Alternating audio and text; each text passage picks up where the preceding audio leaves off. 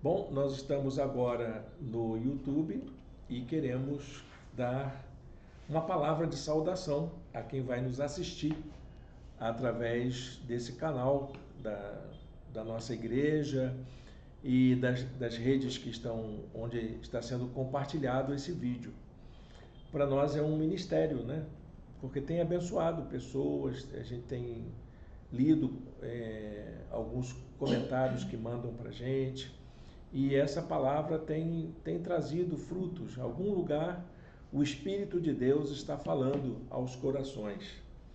Nós estamos numa série, né? Começamos no domingo passado, estamos falando dos tempos de incerteza. Tempos difíceis que a gente está vivendo. Não é verdade? Que tempos estranhos. A época que nós vivemos é própria das incertezas, é característico desse tempo. Nós tivemos um tempo das certezas, que foi lá no século XVII, quando se estabeleciam os dogmas, as certezas absolutas. E olha, gente, dogma não é assunto religioso, era dogma da filosofia e da ciência, quando estabeleceram os postulados do conhecimento, que levou a esse mundo maravilhoso que a gente vive, com soluções tecnológicas, com respostas para muitas coisas. Mas esse tempo de hoje já não, aquelas respostas já não respondem mais às nossas questões de hoje. É por isso que esse tempo é um tempo tão estranho, porque nós não temos mais certeza de nada. Nós não temos mais nenhuma teoria, nenhum relato, nenhuma fórmula pode ser considerada como válida. Eu me lembro quando eu estudava teologia, os meus professores diziam que todos os postulados científicos, quando eram lançados, todas as teorias, levava mais ou menos 2 anos para serem contestados. E há pouco tempo atrás, a questão de 20 anos atrás, olha, eu tenho 40 anos de formado, a questão de 20 anos atrás já se falava em uma teoria ser contestada em 6 meses. E hoje é possível que uma teoria leve 24 horas para ser contestada. Com a inteligência artificial, então, acho que está pior ainda, né? Porque a velocidade com que as ideias são questionadas, são reformuladas, é alguma coisa assustadora que nós não temos condições sequer de filtrar, de processar as novas informações que tem. Resultado, é tempo de insegurança. A gente tem medo do que a gente está acreditando. Será que eu estou acreditando certo? Será que o que eu faço é correto? Será que as minhas formas de conduzir a minha família, de educar os meus filhos, de investir o meu talento, os meus recursos, será que esses postulados ainda estão valendo? Ainda está correto? Né? Então essas questões é que nos fazem a gente pensar como é que a gente vive nesse tempo. Então na semana passada nós falamos sobre a questão da gente ser feliz. Como é que a gente é feliz nesse tempo de incerteza? É possível ser feliz nesse tempo? E hoje eu queria falar sobre como é que a gente acredita. Em que acreditar nesse tempo? Como ter fé num tempo como esse? E eu queria aproveitar para a gente ler uma experiência de Jesus com uma família, para a gente trazer para a nossa compreensão. Eu gosto dessa maneira com que o autor narra o episódio, e nós vamos mergulhar nesse texto para a gente entender um pouquinho sobre o que é ter fé, como que a gente acredita. Esse texto encontra-se em Marcos capítulo 9, versos de 14 a 29.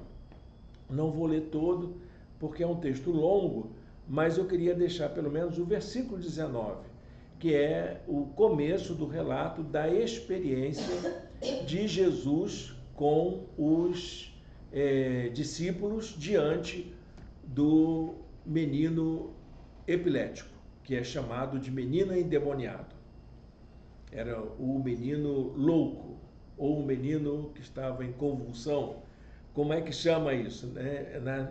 Nas traduções mais tradicionais, é o menino endemoniado. E esse pai desesperado, que vai procurar ajuda nos discípulos de Jesus. Porque é isso. As pessoas vão procurar ajuda diante da incerteza, diante da dúvida. Ainda a gente acredita que dentro das relações de espiritualidade, dentro das estruturas da fé, é possível que haja alguma resposta. Porque nem sempre as respostas que vão nos dar, elas são satisfatórias.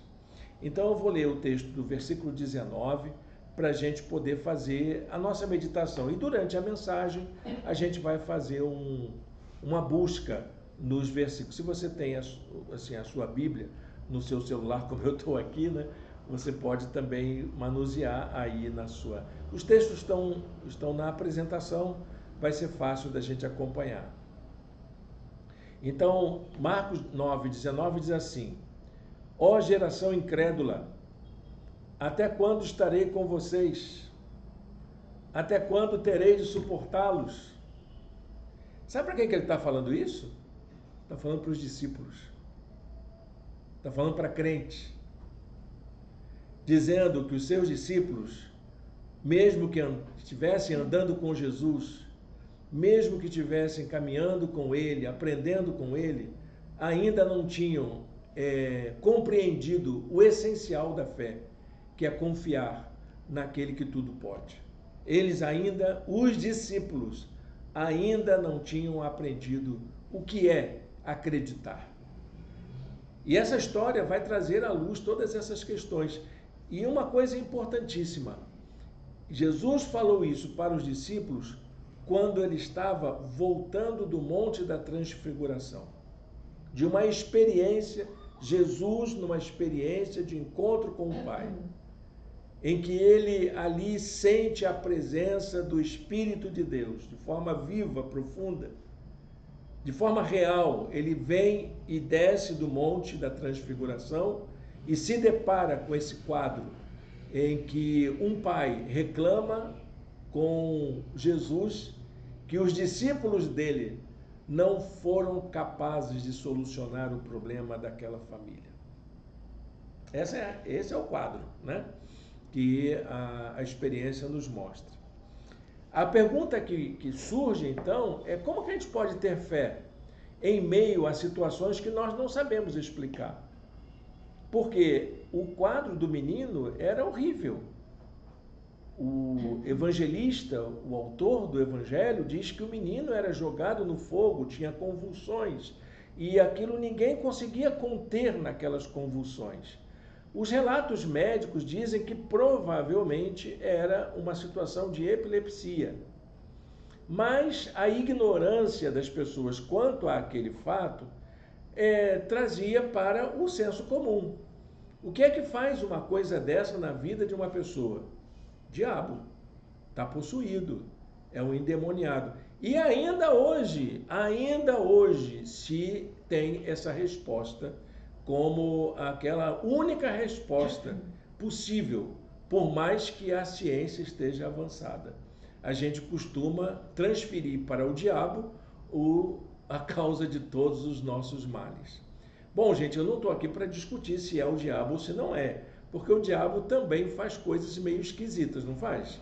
Eu já passei por algumas que eu não quero repetir nunca, mas eu também não quero, de forma alguma, transferir de forma simplista todas as minhas dúvidas para uma explicação diabólica. Eu não acho que isso seja bom. Então, como é que a gente vai desenvolver uma fé nesse tempo? Esse tempo nosso é um tempo que a gente chama de ceticismo. Sabe o que é ceticismo? É a pessoa que está vendo, mas não acredita. Ou então diz, só acredito vendo. Eu vendo, não acredito. Né? Tem esse meme aí que de vez em quando colocam, né? Eu só acredito vendo. Aí, eu vendo, não acredito. É o ceticismo, que é aquele que mesmo vendo, não acredita. Mesmo tendo certeza. O cético era um movimento da filosofia grega antiga, em que os pensadores diziam assim, olha, por mais que eu encontre uma verdade que possa ser absoluta, eu vou desconfiar, porque por detrás de uma verdade há sempre uma outra verdade. Isso era o modelo do ceticismo clássico lá da filosofia grega. Ele existe ainda? Existe, mas nessas circunstâncias de hoje, como alguma coisa que parece que não é suficiente para que a gente possa acreditar. Há pessoas que preferem acreditar no sobrenatural do que acreditar naquilo que está sendo colocado diante dos seus olhos. É impressionante esse tempo. Como acreditar na ação divina nesses tempos em que a ciência parece que tem todas as respostas? Elas dizem isso, os cientistas dizem isso. Vou explicar tudo. Só que essas respostas, até hoje, elas também vão sendo contestadas a cada dia. A humanidade, ela experimentou um grande avanço no que diz respeito à tecnologia e à ciência. Mas ainda nós ficamos perplexos diante de dificuldades que colocam em risco a nossa própria segurança. Há ações humanas que nos fazem perguntar como que o homem, em pleno século XXI, faz determinadas ações, como, por exemplo, o genocídio. Como é que pode ainda existir genocídio nos dias atuais? Como pode ainda haver disseminação de ódio no instrumento que deveria ser para abençoar a vida das pessoas? Como pode as pessoas acreditarem numa mentira, elegerem e deificarem uma pessoa de caráter reprovável e ainda assim, mesmo que a justiça mostre que o caráter dessas pessoas são reprováveis, ainda assim essas pessoas conseguem ter seguidores, apoiadores, pessoas que defendem essas realidades. Outra questão muito séria para os nossos dias atuais: como que ainda pessoas duvidam de que haja pessoas passando fome nesse país, pessoas na miséria, e como que ainda há pessoas que não acreditam que é possível a gente fazer uma mudança de realidade em nossos dias. Isso é o tempo do ceticismo. A notícia está lá dada e as pessoas preferem não acreditar no que estão vendo. Nós ficamos perplexos com isso, com o aumento da violência, com o aumento da criminalidade. A gente acreditando em coisas que não respondem. Esses dias mesmo, por causa daquela questão do metanol lá em São Paulo, que coisa horrível. As pessoas estão procurando lazer, procurando descontrair, bebem uma bebida que tem um rótulo de correto e ingerem uma bebida tóxica que destrói o seu organismo e tem levado alguns à morte.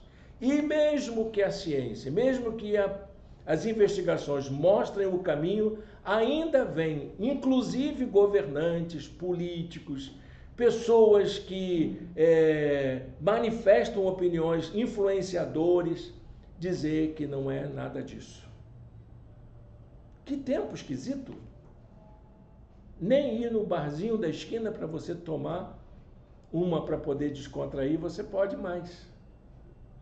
Você não tem mais segurança em nada. A história dessa cura do menino endemoniado seria hoje vista como algo inexplicável. Como explicar isso? Como que uma família lida com uma situação como essa? E essa mensagem, de acordo conforme está na Bíblia, vai trazer muitas mensagens para nós a respeito da fé diante das dificuldades da vida. Como que a gente lida com isso? Aquele pai, ele se viu desamparado, sozinho, com o seu problema, diante da enfermidade do seu filho. O filho estava doente. O filho precisava de ajuda. O filho precisava de socorro. A medicina da época não resolvia. E quando ele procura a ajuda dos discípulos de Jesus, também não encontra ajuda. Qual pai, qual mãe não ficaria desesperada diante de uma situação dessa, desorientado, inseguro. Esse quadro que Jesus se depara aprofundou ainda mais quando se tratava dos discípulos de Jesus que não conseguiram dar uma resposta ao problema. Eu identifiquei 4 situações que está aí presente nessa narrativa. Eu vou tentar passar aqui essas 4 situações. A primeira delas foi o fato de que houve um sentimento de ausência e de abandono de Deus naquela hora. Aquele pai se sentia desamparado. Parece que até Deus se esqueceu dele. E há muitos casos na nossa vida cotidiana que a gente chega a dizer: Deus se esqueceu de mim. Eu não estou dentro do projeto divino. O plano de Deus para a vida humana não me inclui. Quantas pessoas estão vivendo isso? Uma outra situação que eu encontro nessa história é a fragilidade daqueles que se dizem representantes de Deus. A incapacidade dessas pessoas que são pastores hoje, que são líderes, que estudam teologia, que têm o dever de apacentar as pessoas, de orientar as pessoas, elas são incapazes hoje de dar uma resposta à fragilidade humana, desses atos humanos que trazem desespero, que trazem tristeza para nós. Há uma angústia diante da impotência humana para dar conta dessas aflições, disso que nos desaloja, disso que nos inquieta. E também vejo o desespero. O pai desesperado lá e hoje, tanta gente desesperada, que está buscando libertação em qualquer coisa, em qualquer religião, em qualquer caminho, em qualquer ato, em qualquer fala, em qualquer vídeo, em qualquer podcast, qualquer coisa que lhe aponte um vislumbre de solução. Jesus se depara com isso, é o que ele está vendo ali, é o que nós estamos vendo hoje no mundo.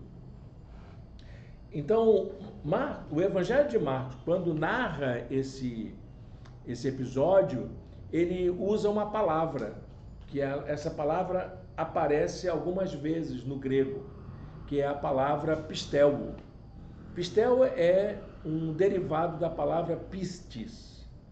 Pistis é uma palavra, assim, um radical básico, que pode dar tanto o conhecimento, que vai dar o episteme, que é a ciência, ou pode dar até mesmo a palavra da fé, da crença, que é o próprio pistis. Essa palavra traduzida, ela quer dizer fé. Então, no texto, a palavra fé vai ser atravessada ali. Esse radical, inclusive, pistis, vai ser repetido algumas vezes. E eu vou mostrar para vocês como é que isso vai se dar. Porque ele vai tentar mostrar para nós, através do uso diferenciado dessa palavra, que há diferentes formas de você experimentar a fé.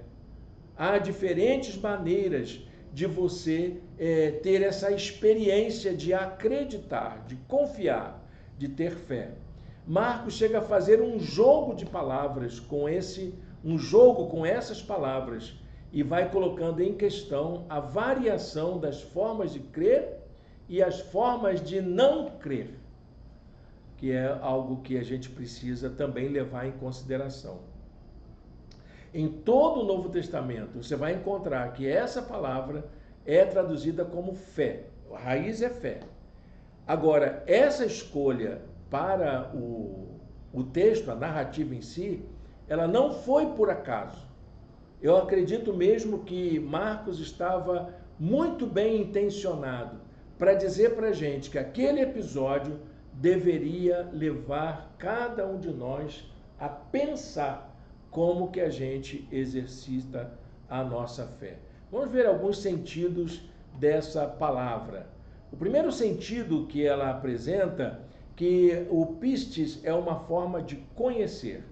Quando a gente fala de fé, a gente não está falando de pensamento positivo. A gente não está falando de mentalização. Nós estamos falando de formas de conhecer. Crer é uma forma de conhecer. Isso os teólogos antigos já falavam sobre isso.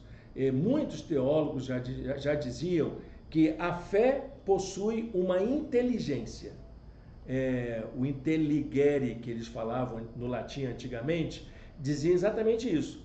A fé é uma forma de entender, de compreender. Quando você vislumbra que Deus te ama e você entendeu que aquele amor é para você, isso só se dá por causa da fé. A fé também é uma relação de convicção, de você ter aquela certeza de que algo está sendo realizado para um propósito específico. Isso é, por exemplo, no livro de Hebreus, né? Na carta aos Hebreus, você encontra, acho que é capítulo 12, verso 6, a fé é o firme fundamento das coisas que se esperam e a prova das coisas que se não veem. Porque fé é isso, é você ter aquela... Mesmo que você não esteja vendo, você acredita que aquilo é possível, que aquilo é verdade. A fé envolve também um processo lógico de análise, porque ter fé não é simplesmente você se encher de algum tipo de energia para que você possa acreditar. Você precisa ter entendimento, precisa analisar, precisa ver as circunstâncias. As coisas não são irracionais. Deus não tira a inteligência da gente para que possa fazer valer a sua vontade. Deus, quando quer falar o coração da gente, Ele não faz da gente autômato. Ele não tira o nosso cérebro, ele não tira a nossa capacidade de raciocínio. Ele usa os nossos processos lógicos para que a gente possa entender o seu propósito. E, finalmente, eu encontro ali esse efeito mental, que está ligado a um contexto de retórica. O que é retórica? É um discurso. É eu estar falando aqui para vocês e o Espírito de Deus usar essas palavras para que você possa entender que Ele tem um propósito para a sua vida, que essa palavra é para você, que Deus está falando ao seu coração. Não eu, meramente, eu não tenho nada que eu possa dizer para você, eu estou sendo usado por Deus, eu estou cheio do Espírito Santo. Não, é o Espírito de Deus que usa, podia estar usando até aqui uma mula, não é? Podia estar usando uma pedra, podia estar usando, mas está me usando nesse momento, eventualmente, para que Deus possa falar ao seu coração através do seu Espírito. É esse efeito discursivo, acho que a palavra efeito retórico até fica pesado, né? Mas é efeito discursivo, de alguém que fala através da linguagem que a gente entende, para que a gente possa ouvir Deus falar ao coração da gente. É o Espírito de Deus que vai fazer com que essas ideias, com que esse efeito discursivo, com que essas coisas que estamos conversando façam sentido para nós. É exatamente isso que a ideia da fé lembra. Fé é uma experiência de compreensão, é uma experiência de entendimento. O contrário disso é fazer uma fezinha na loto, né? Na Mega Sena, aí você não tem lógica nenhuma, né? Mas você aposta. Mas a fé não é isso. A fé é você entender e saber por que você está ali. É o que o apóstolo Paulo diz, para a gente poder saber dar a razão da nossa fé. Ele diz, eu sei em quem eu tenho crido. Palavra forte, né? Que fala a Timóteo isso. Eu sei em quem eu creio. Pode até me enganarem, mas eu sei em quem eu creio. Esse jogo de palavras de Marcos apresenta, então, essas diferentes formas de crer. E eu queria pensar nisso. Que formas a gente tem de crer? Bom, existem aquelas pessoas que acreditam em alguma coisa como se tudo dependesse da gente, né? A pessoa que quer ter o controle de tudo. Então, só vai dar certo se eu fizer. Existem aquelas pessoas que creem como se tudo dependesse do outro. Ah, se ninguém me ajudar, eu não vou ter. Se ninguém me estender a mão, eu não vou sair dessa. Existem aquelas pessoas que creem como se tudo dependesse do destino, do fatalismo. Ah, mas O que vai acontecer depois? Com quem eu devo casar? Com quem eu devo entregar a minha confiança? E essa coisa do destino é algo assim que tem feito muita confusão na cabeça das pessoas. E existem aquelas pessoas que fazem da fé um exercício de libertação, que é o que o evangelista está querendo mostrar para a gente. Que ali, naquele cenário, aquelas pessoas que estavam ali, elas tinham diferentes formas de crer. Mas o que Jesus queria fazer com aquelas pessoas era fazer com que elas se libertassem das formas equivocadas de exercitar a fé. Isso lembra muito um pensador do século XIX, chamado Søren Kierkegaard, um pastor. E ele escreveu um livro chamado Angústia. E nesse livro, ele comenta sobre a fé. O que é ter fé? E ele tem uma frase lá que eu gosto muito, e de vez em quando solto ela nas minhas reflexões. Fé é você saber quem você é e saber, ao mesmo tempo, diante de quem você está. Quem é você? Quem é essa pessoa diante de quem você está? Quem é Deus que nos vê e nos conhece prontamente? Então, quando você tem essa convicção, essa certeza de quem você é, e tem essa convicção de quem você está, suas atitudes são outras. O seu modo de agir, o seu jeito de ser, suas escolhas começam a ganhar novo sentido. Søren Kierkegaard falava de um salto de fé que todos nós precisamos fazer. Que salto de fé é esse? É mudar de religião? É você mudar a sua expressão de espiritualidade? Também não. É você assumir quem você é. E começar a entender que esse, diante de quem você está, tem uma vontade para você. Tem um plano para a sua vida. Ele pode orientar você para viver melhor. Então, é como se aquela proposta de fé que Jesus chama ao Pai faz com que ele saia daquele estado em que ele se sente desamparado, angustiado, aquelas palavrinhas todas que eu coloquei anteriormente, né? O angustiado, o sentimento de fragilidade, o desespero possa dar lugar a um novo sentido de vida. Bom, há uma questão que eu queria levantar. Como é que você tem exercitado a sua fé? Como tem sido isso na sua vida? Bom, existem formas de crer que a gente pode fazer escolhas. A primeira delas, você pode escolher não crer. Você tem direito de fazer isso. Você pode até rejeitar a fé. E é interessante que os discípulos de Jesus optaram por agirem como se não acreditassem.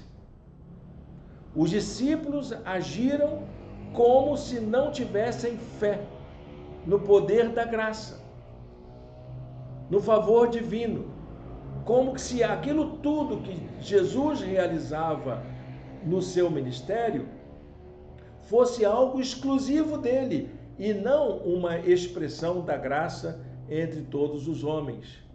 Por isso que Jesus vai chamar os seus discípulos de apistos.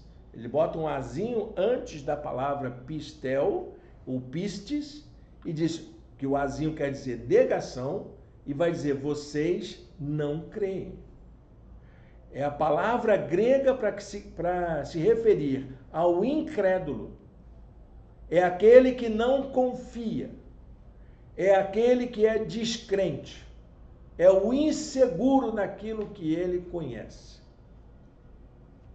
Olha como é que diz o texto.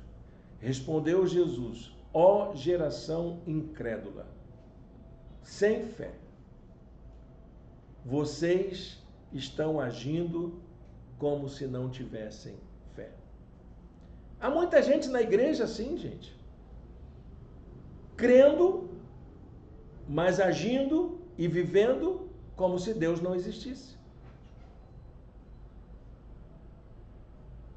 Muitas pessoas partilhando da fé, mas se comportando, tomando decisões, fazendo escolhas, acreditando em coisas como se não houvesse um Deus que se importa conosco. Aí Jesus pergunta: até quando eu vou ter que suportar vocês? O que eu estou fazendo aqui com vocês? Vocês estão sendo mais um que vem aqui só para ouvir coisa bonita e vai para a sua vida comum como se nada tivesse acontecido. Mas há uma segunda maneira que vamos encontrar. Ele vai chamar as pessoas a um exercício de confiança, a repensar a fé. Jesus faz referência a um modo de acreditar que era comum às pessoas, que todo mundo sabia que existe Deus, que milagre pode acontecer, que Jesus é poderoso, que ele tem sinais e maravilhas. Então, Jesus, quando toma pé da situação, ele se dirige ao Pai. Jesus, então, se dirige a esse Pai e faz uma questão. Ele levanta uma questão. Porque o Pai pede: cura meu filho se é possível. Cura meu filho se é possível. Mas claro que é possível. Eu sou Jesus, estou aqui e posso curar. O poder de Deus está dado. Existe uma graça infinita, um amor imenso. E ele vai dizer uma coisa que a gente repete, como se fosse um mantra. Você já disse isso muitas vezes. Tudo é possível ao que crê. E quando a gente diz isso, não passa de uma frase vazia. É Jesus dizendo: tudo é possível a quem tem fé.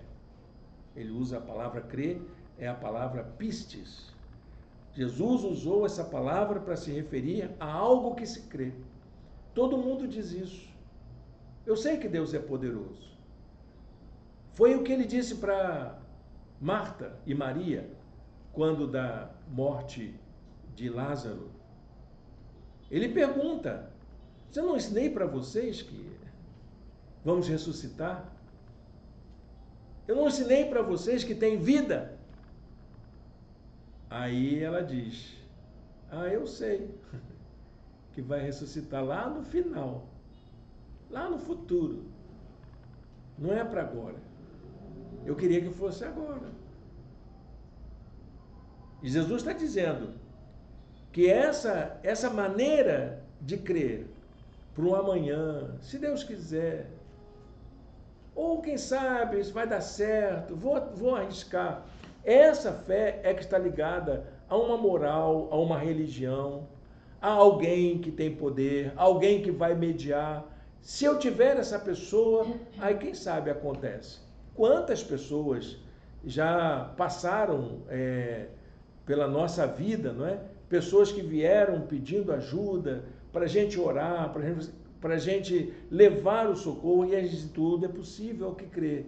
Eu sei, mas aí vai de porta em porta, pedindo ajuda aqui e ali, confiando naquele intermediador que pode ser mais poderoso, quem sabe, que tem uma oração mais forte, mais do poder, né?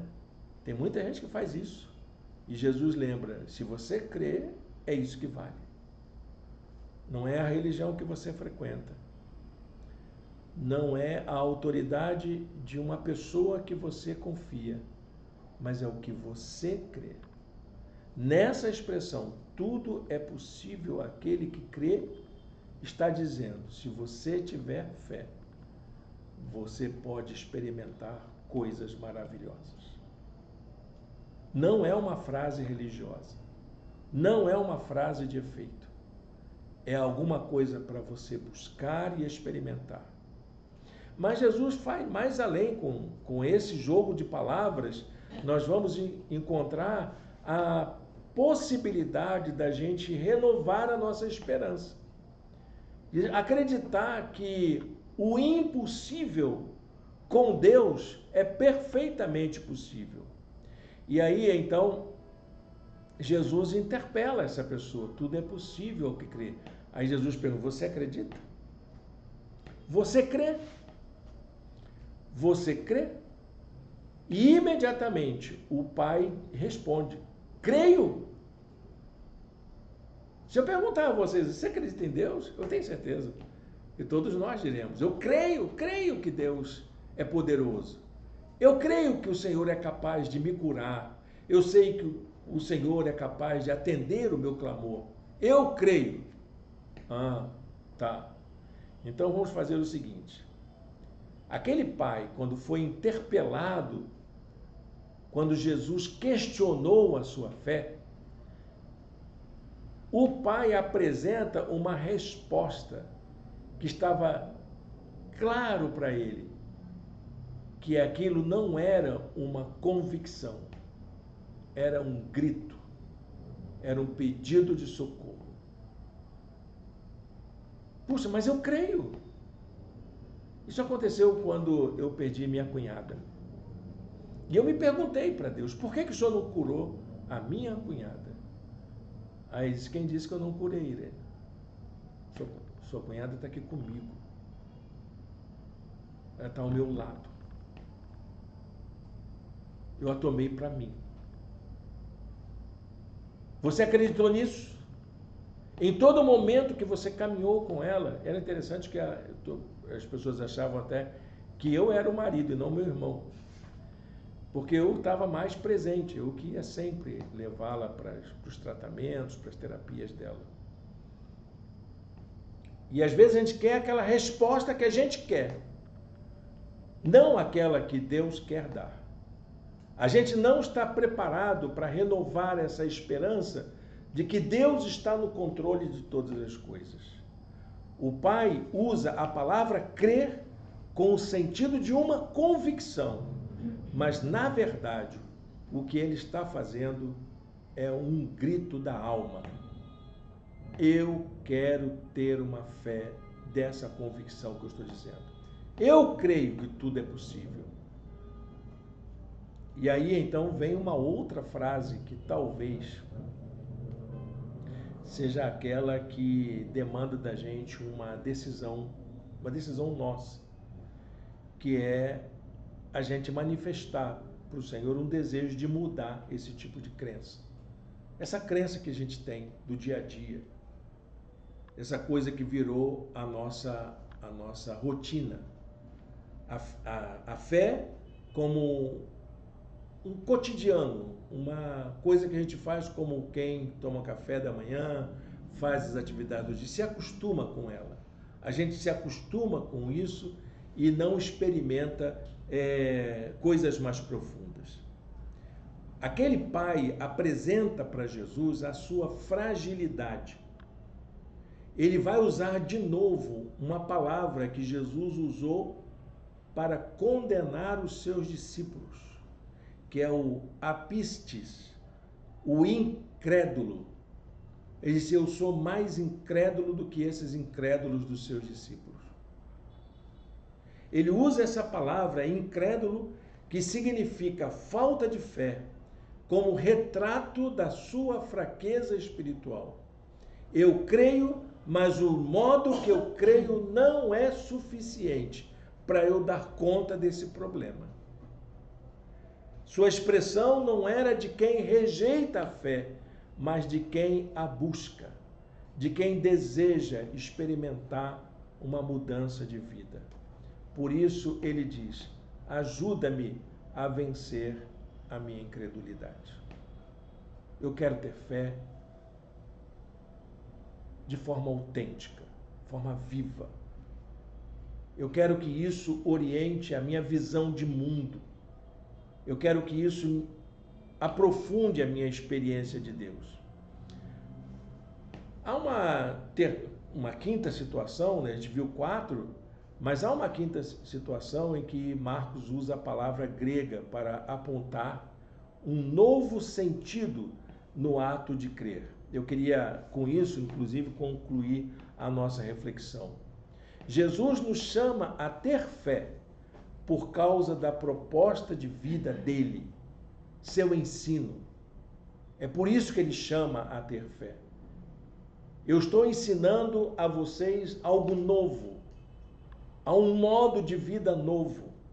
E eu estou demonstrando para vocês um novo modo de se relacionar com Deus que nos ama. Então, essa proposta de vida, de ensino de Jesus, e também o amor divino revelado no modo em que Deus se encarna na pessoa do Filho, na forma em que Jesus assume a cruz do Calvário, na forma como ele vence a morte na ressurreição, é disso que ele está chamando a gente para participar. E ele vai dizer para aqueles discípulos incrédulos e para aquele pai fragilizado: eu lhes asseguro, quem ouve a minha palavra e crê naquele que me enviou, tem a vida eterna, vai viver plenamente. Não tem mais que ter medo, porque não será condenado. E nem a morte será suficiente para poder nos conter, porque já passou da morte para a vida. Amém? Queria convidar você a orar. Eu não sei, todos nós temos nossas lutas, né? Nossas dificuldades, todos nós enfrentamos nossos problemas.